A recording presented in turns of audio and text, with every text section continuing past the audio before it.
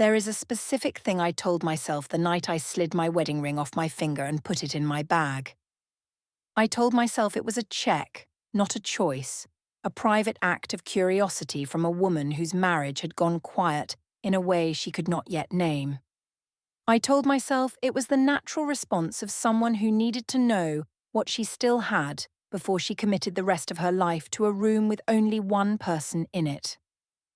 What I have had 4 months to understand, with the particular clarity of someone who has run out of other places to put the truth, is that the marriage had never gone quiet, and that the man I left sitting on the sofa with his book that evening had been memorizing me since the week we met.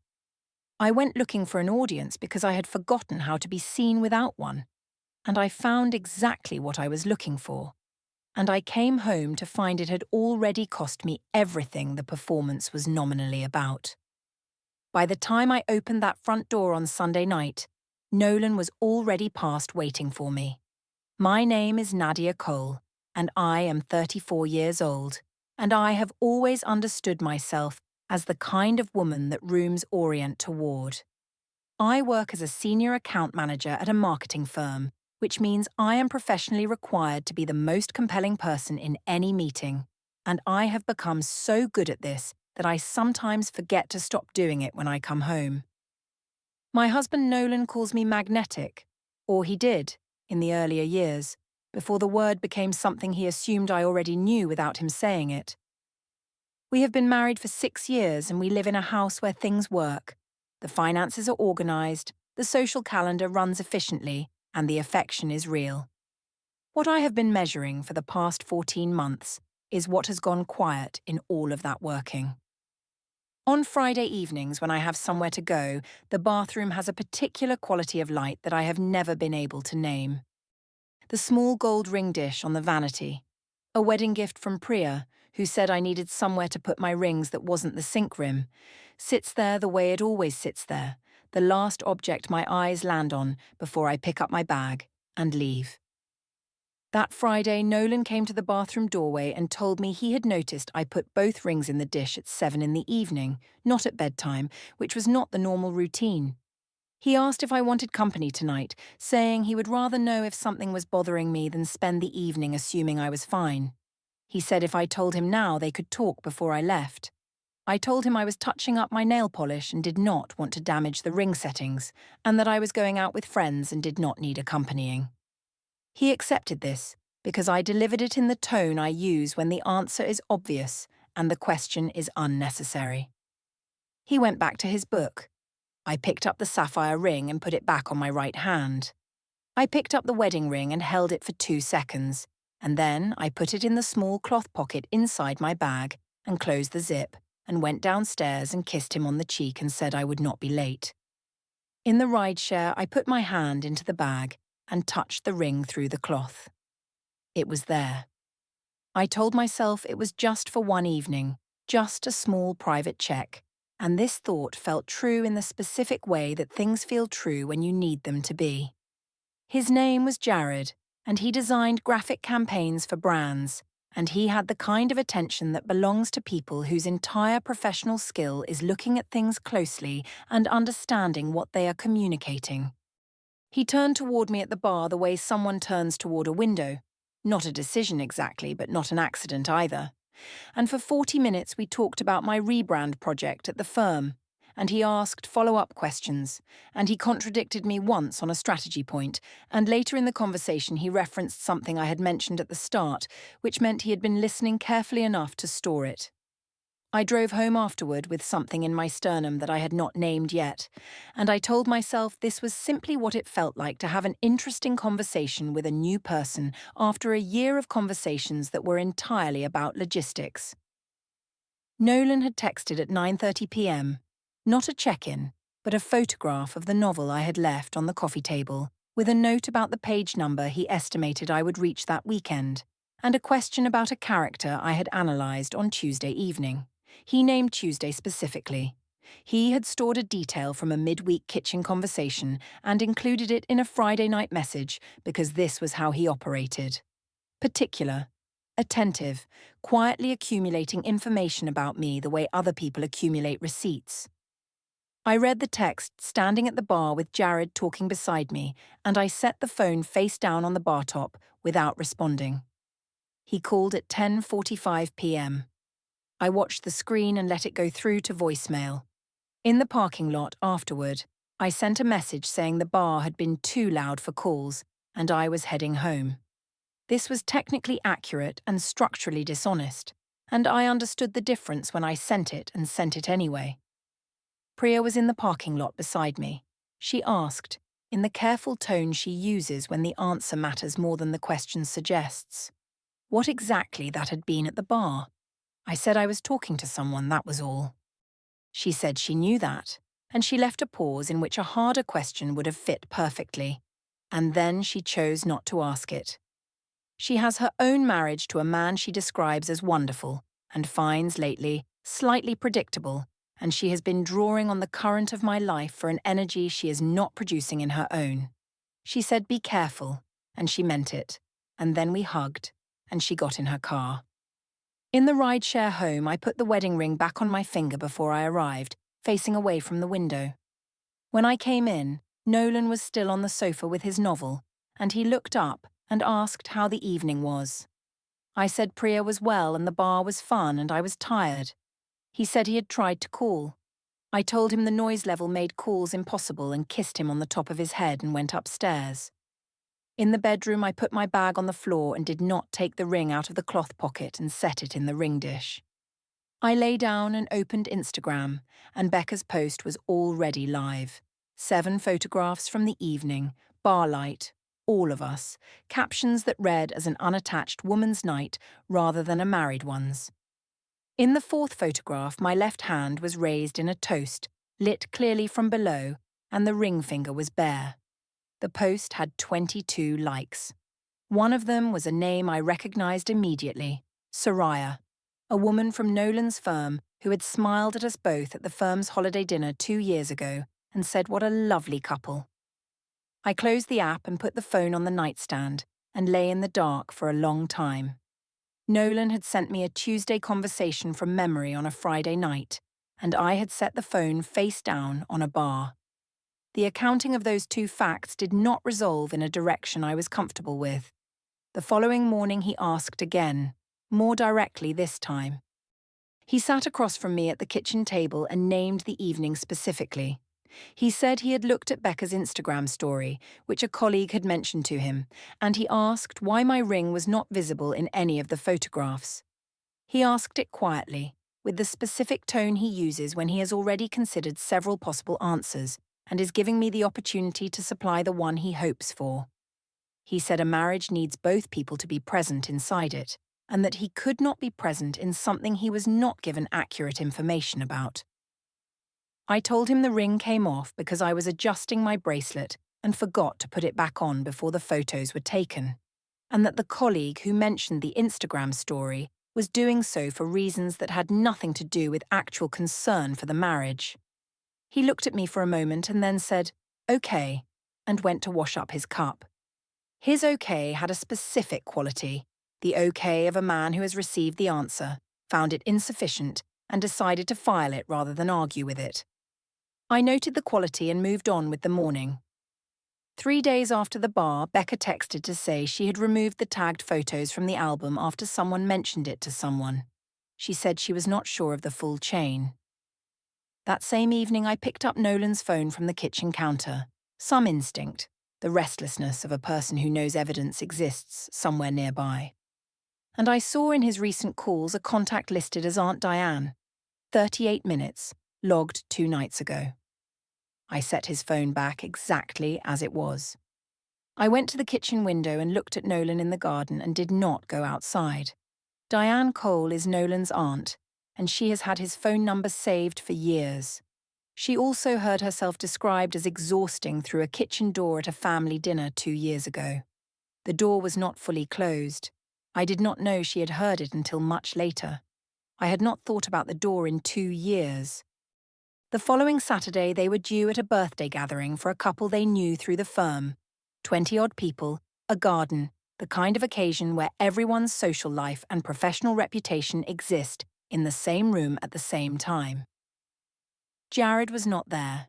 He was not a person in my actual life. He was a 40-minute conversation in a bar and a name stored in my phone that I had not texted. But the version of myself I had been for those 40 minutes was present in the garden with me, running alongside the version that refilled Nolan's glass and smiled at the right moments and answered questions about the rebrand project with the appropriate level of engagement. At the garden party, Nolan asked me, on the walk to the car afterward, why I had spent 20 minutes near the back fence, talking to the woman in the yellow dress, who he had not seen me speak to before. He said he was not asking to monitor me. He said it in a straightforward way, the way he asks most things.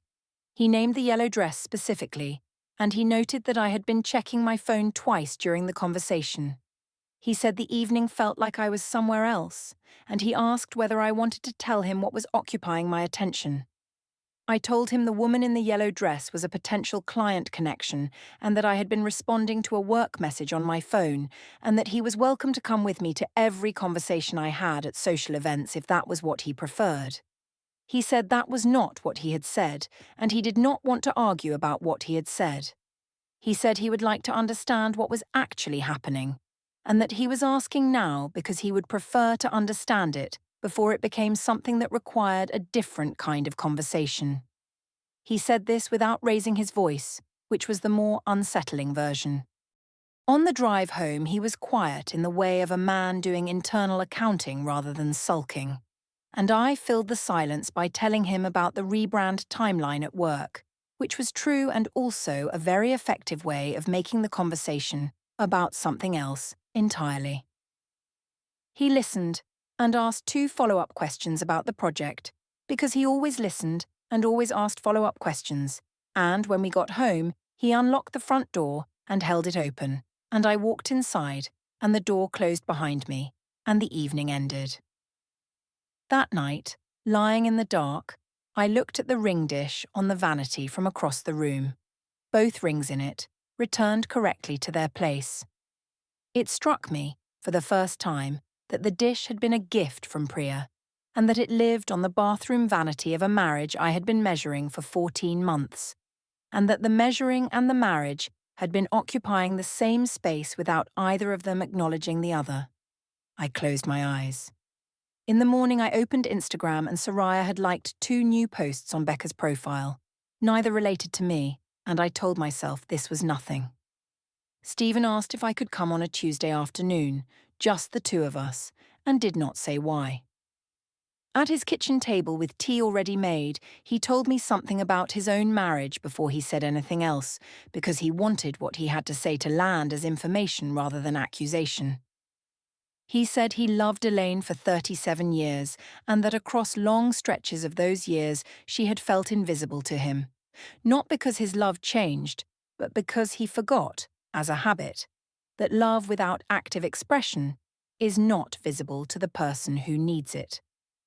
He said Elaine told him this in year 26, and that he spent the following 11 years fixing something he wished he had been given the chance to fix earlier. He said, "The only thing I would change is the timeline." He said he was not defending Nolan or dismissing anything I was feeling. He said he thought the marriage had a problem with a solution, and that he was worried the solution I was reaching for was not the right one. I sat with my tea and said I understood, and I thanked him for saying it. I drove home and stood in the kitchen, and I found Nolan at the counter with both hands flat on the surface, looking at the wall above the cooker. He was not on his phone. There was a bowl with ingredients nearby that had not yet been assembled into anything. His shoulders were dropped in a way I had been noticing for weeks, not the posture of a man performing sadness, but of one who had set something down for a moment because its weight had caught up with him. I said his name. He turned around and asked how Stephen was, and his voice was even, and the evenness was something I recognized, the sound of grief that has been organized into function. The interior converted into logistics, the same flaw that had been making me feel invisible, expressed in a new register. I stood there for longer than the moment required. The kitchen was bright and still, and we were on opposite sides of the counter and neither of us moved toward the other. I understood, watching him pick up the bowl again, that two people can replicate the same failure in opposite directions. One by never saying the thing out loud, the other by saying it only to strangers at bars, and that understanding a flaw in someone else does not exempt you from operating by the same one in a different shape. I told myself this and believed it, and went to put the kettle on.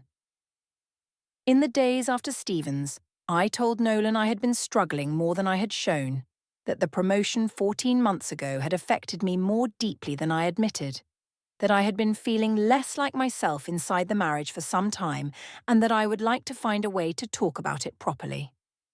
All of this was true.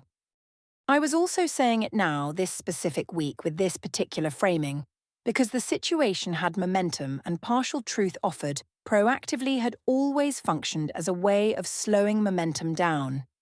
He said he was glad I had said it, and that he had been waiting for me to say it, and he offered a full evening, no work, no phones, everything on the table. And he said it with the warmth of someone who was genuinely prepared to do this, who had been ready and waiting. The warmth was harder to manage than argument would have been. I told him I appreciated it, and that I would like a few days to think about how to approach the conversation.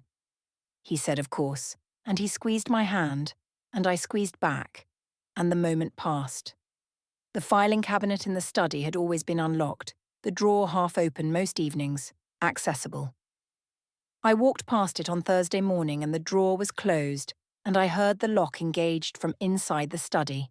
Not a dramatic sound, just the small mechanical click of a new key turning. I looked through the doorway and Nolan was already at his desk, already on his laptop, already elsewhere. On his keyring that morning when his keys were on the counter before his shower, there was a small silver key between the car key and the house key, bright, new, distinct from the worn brass of the others. I looked at it twice and made the coffee. He came home Thursday evening and said he had a meeting that ran late, and he kissed me on the forehead. Not the cheek as usual, but the forehead, a shift in address without announcement, and took his keys and went upstairs. I stood in the kitchen for a moment after he left the room. The filing cabinet was locked. The kiss had changed location. Both of these were facts I placed in the category of things I would think about later. And then I went to start dinner, and later became the next morning, and then the morning after that. I went to Priya's on a Wednesday evening and said I was going to be honest with Nolan. All of it. The ring, the bar, the 14 months of measuring. Priya listened and said okay, and her face did the thing it does when the management of a response is visible to someone who has known her for 11 years. Priya took a photograph of the two of us at the kitchen table. Casual, a Wednesday evening thing, the kind of image assembled for the story rather than the memory, and posted it before she looked at my left hand. She looked at it in the notification afterward. She did not say anything. My left hand was bare in the photograph, centered clearly in the frame. The ring had been in the cloth pocket of my bag since the Friday of girls' night. This was now 6 days. What had begun as avoidance became, without a formal decision, a private statement about the state of the marriage, and then Priya's story posted the statement as a time-stamped record visible to everyone who followed Priya's account, which included Soraya, who called Diane Cole before my rideshare home was booked. Nolan was at the kitchen table when I came in. No book, no phone, 2 cups of tea already made, one placed on my side of the table. The gesture was entirely him, the advance preparation, the quiet assumption that I would arrive and need something warm. He said my name. He said he had been going through what I told him after Stephen's visit, and he wanted to respond to it honestly, not as a defensive maneuver but as someone who had done the work of looking at his own part in the distance. He named 3 moments from the past 14 months where he had made a specific choice, to give me space when I needed him to press in, to offer practical solutions when I needed him to stay in the feeling alongside me, to take me at my word when I said I was fine because believing it was easier than pressing. He said he understood these as failures, not in abstract but specifically, in the context of how I was built and what I needed, and that he knew the difference because he had been paying attention to me for 6 years with the particular care of someone who intends to keep doing it. He asked directly whether I was still in the marriage, not the ring, not the photographs, but the marriage itself, whether I was present inside it. He said, "I know things about you that you have never said to another person." He named 3 of them, the specific fear I carried into presentations that no one else knew the source of, the kind of silence I needed after a hard day that was different from the silence I needed after a good one, and something about my mother I had said once in a car in year 2 and assumed had passed through him without sticking. I stood at the kitchen table with the tea in both hands and had no prepared sentence for 10 seconds. Then I found the argument and said it. I told him that knowing things about someone and making someone feel known are entirely different operations, and I had spent 6 years in a marriage where I was well memorized and poorly expressed, and that the ring came off because the marriage had stopped producing the feeling of being chosen rather than simply retained. I said watching and showing are not the same thing, and I delivered this with the full weight of something I had been building for months. It was almost entirely right. The almost contained the part I was not looking at directly. He said he would handle what came next correctly. He said it once without anger or theatre, in the specific tone of a man whose grief has already resolved into something past the point of conversation. He went upstairs. Both cups of tea went cold on the kitchen table. I went to the car and sat in the driveway for 35 minutes. I built the counter-argument to the 3 things he had named, all the ways private attention without public expression is its own form of taking someone for granted. All the ways a love that requires faith rather than evidence is a love that leaves a certain kind of person perpetually unconfirmed. It was a coherent argument, and I knew it was coherent. At some point during the 35 minutes, I began to count, without exactly meaning to, the number of times I had been somewhere in the past year hoping to feel chosen by a stranger. Then I counted the number of times Nolan had made tea in advance of a conversation he knew would be difficult. The second number was not smaller. The comparison between those 2 numbers was something I understood clearly and put away without examining, because the car was dark and the house was lit, and examining it would have required going back inside, and I was not ready to go back inside. I stayed in the dark until the dashboard clock changed twice, and then I got out and went upstairs and the bedroom was empty and the bathroom light was off, and I did not sleep for most of what remained of the night. In the morning, his side of the bed was made with unusual care. On the kitchen counter there was a note in his handwriting, the same handwriting as the 37 notes in the green box at the back of the wardrobe, the box I had not opened in over 2 years. The note said he had spoken with someone and would be in touch by the end of the week. Clean, practical, and written in the hand of a man who had been memorizing me since the week we met. I came home on Sunday evening to Nolan in the living room with Stephen beside him and a sealed envelope on the coffee table. Nolan said the envelope had been delivered that afternoon from his solicitor's office, and that I should open it. Inside was a petition for divorce and a set of temporary financial orders freezing all joint accounts and credit lines pending asset division, with a first hearing scheduled 26 days from the date of filing. Attached as supporting documentation were screenshots of Becca's Instagram album time-stamped from Girls' Night, a voluntary phone testimony from Diane Cole, a written statement from Soraya identifying the bar, the date, and the absent ring across multiple images, and Priya's Instagram story from Wednesday evening with the bare left hand time-stamped as day 6. Nothing in the envelope was new. I had seen each piece arrive and told myself each one was contained. Nolan said he was sorry it had come to this, and he meant it, and he picked up a bag that was already packed beside the chair, and he said he would be at Stephen's and that I could reach him directly if I needed to.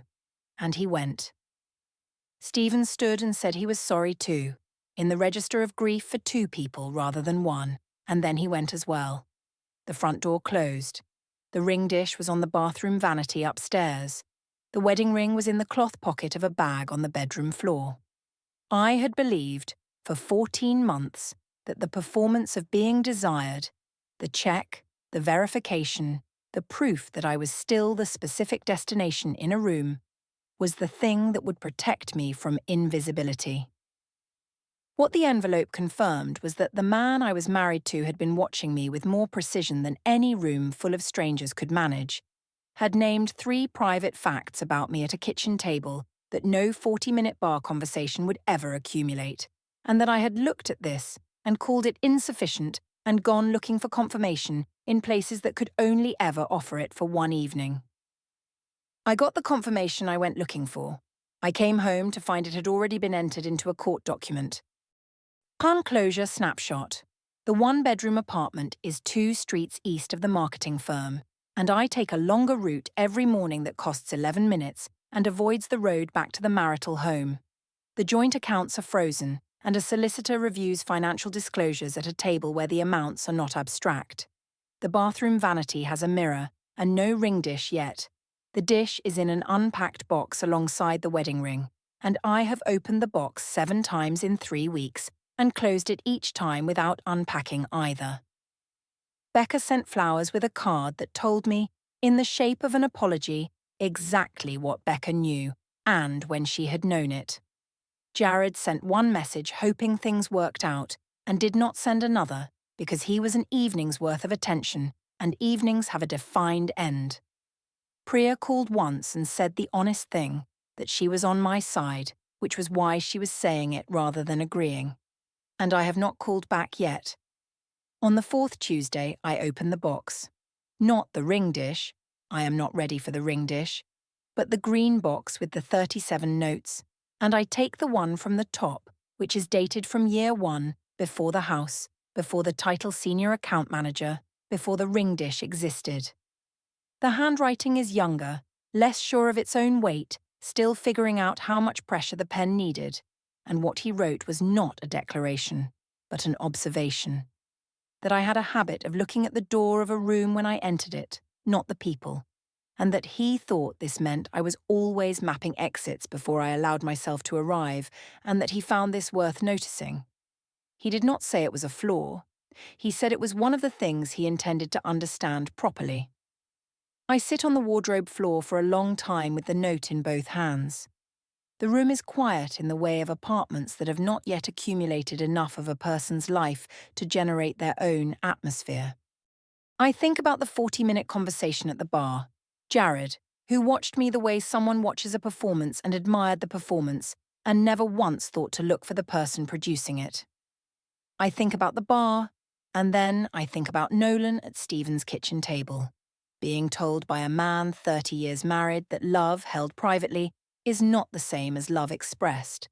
And I think about what he must have carried from that conversation, the understanding that it was not only his flaw, that I had been doing the same thing in a different direction, mapping exits before I allowed myself to arrive. The notes were the record of someone who had stayed at the door and waited, and written down what he saw while he waited. I count the notes without opening them. 37. 6 years of marriage is 2,190 days, which means he wrote to me roughly once every 59 days, which means there were 58 days between each note, during which I could have opened the box and read one and did not. The last time I opened the box was more than 2 years ago. I had not needed the confirmation badly enough to look for it at home.